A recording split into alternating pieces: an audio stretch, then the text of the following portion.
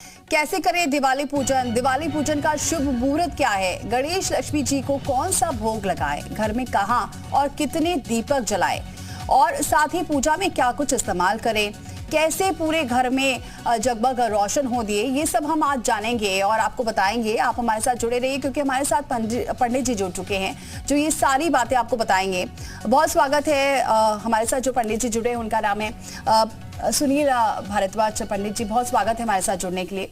पंडित जी, आज का दिन बेहद खास है, लेकिन लोग ये नहीं समझ पाते हैं कि कैसे पूजा करना है, क्या कुछ आज शुभ मुहूर्त रहने वाले हैं। तो सबसे पहले तो जानना चाहेंगे कि आज क्या विशेष पूजा अर्चना करें। देखिए, आप सभी को दीपावली की पहले तो बहुत बहुत शुभकामनाएं। और दीपावली का पर्व ये सच है कि अमावस की रात को मनाया जाता है। अमावस की रात पितरों को समर्पित है और उस दिन दीप प्रज्वलित करके अपने घर में, अपने जीवन में, अपने आने वाले युगों के लिए आप रोशनी प्रकाश फैलाते हैं। ये पर्व प्रकाश का है, ये पर्व हर उल्लास का है। इसमें आप हर चीज़ को बढ़ा सकते हैं। हर त्योहार की अलग महत्वता है, जिसमें दीपावली सबसे श्रेष्ठ कही गई है। और आज की जो दीपावली है वो विशेष रूप से और भी श्रेष्ठ हो जाती है कि इसमें बहुत सारे शुभ योग भी आपको देखने को मिलेंगे। दीपावली पूजन में अपने घर में सबसे पहले तो ईशान स्थान उपयुक्त माना गया है पूजा का, जहाँ पर कि सबसे शीतल स्थान कहा गया है। यहाँ पर मंडप बनाना चाहिए।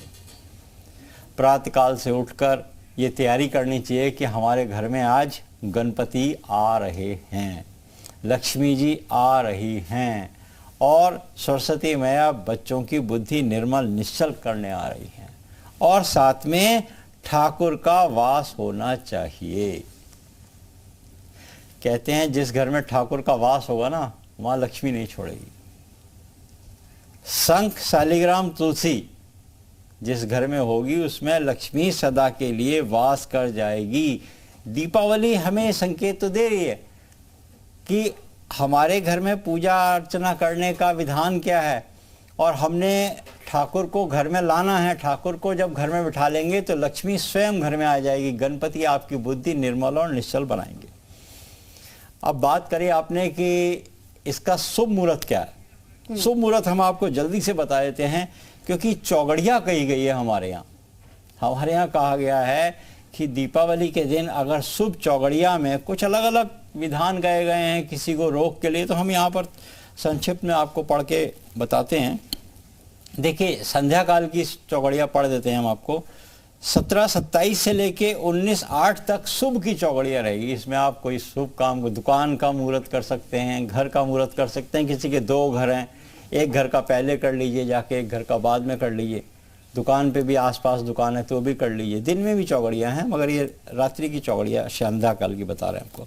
इसके बाद अमृत की चौगड़िया मिलेगी आपको। ये 19-8 से लेके 20-49 तक मिलेगी। ये आपको अमृत की, इसमें आप लक्ष्मी गणेश की पूजन कर सकते हैं। इसमें आपको वृषभ लगन भी मिल जाएगा। तो ये स्थिर लगन भी मिल गया, वृषभ लगन भी मिल गया। तो ये सबसे अच्छा समय आपके पास, अगर आप गणपति और लक्ष्मी जी का आह्वान करना चाहते हैं तो सबसे शुभ समय है। यहाँ पे आपको प्रदोष काल भी मिलेगा। इसके बाद चर का समय रहेगा 20-49 से लेके 22-30 तक। फिर रोग का समय रहेगा 22-30 से लेके 24-11 तक। ये निशीत काल में मिलेगा आपको। जो कोई रोगी हैं, वो एक माला बैठकर जाप करना चाहते हैं, भगवान की आराधना करना चाहते हैं, किसी मंत्रों का उच्चारण करना चाहते हैं, तो ये सबसे अच्छा समय होता है। रोग निवारण के लिए दीपावली की रात को भी आप अनुष्ठान कर सकते हैं। होम हवन कर सकते हैं। हवन की भी प्रक्रियाएं कही गई हैं। गोले से हवन करना, समीधा से हवन करना, नवग्रह की समीधा से हवन करना, ये दीपावली की रात को बताएगी।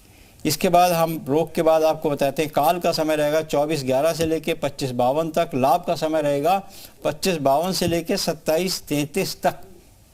ये आपको महानिशीत काल के बाद मिलेगा, जिसमें आप सिद्ध साधना कर सकते हैं, जिसमें मूलाधार से लेके सहस्त्र तक कर सकते हैं। इसमें लंब से लेके ना सहस्त्र तक करने से जो योगी लोग करते हैं, जो प्राणायाम साधते हैं, जो अपनी काया को कल्प करते हैं, वो इसी समय करते हैं। ये समझ लीजिए आपकी पूरे वर्ष में बैटरी चार्ज हो जाती है। इसके बाद उद्वेग का समय रहेगा 27:33 से लेके 29:15 तक, और शुभ का समय रहेगा भोर के समय मिलेगा आपको। जो लोग साधना करते रहते हैं उनके लिए 29:15 से लेके 30:57 तक, तो ये समय है। अब इसमें एक चीज़ और है कि जब आप निशान में अपने मंदिर बनाते हैं तो लक्ष्मी, गणेश और हनुमान जी को इसलिए विराजते हैं कि उनको दिन में रोट लगाया जाता है, और क्योंकि संदेश वाहक जो आता है उसको कुछ ना कुछ मिष्ठान दिया जाता है। गणेश, लक्ष्मी, इस बात का विशेष रूप से ध्यान रखें कि गणपति को हमेशा लक्ष्मी जी के उल्टे हाथ की तरफ विराजें। लाल आसन तो बिछाया आपने, गणपति और लक्ष्मी जी को उल्टा सीधा नहीं करना, क्योंकि इनको मदर का रिश्ता देना है। गणपति जी के राइट हैंड पे लक्ष्मी जी होनी चाहिए। इस बात का विशेष रूप से, उल्टा ना कर देना, इस बात का ध्यान रखें। तो देखिए, ये शुभ मुहूर्त पंडित जी ने बताया।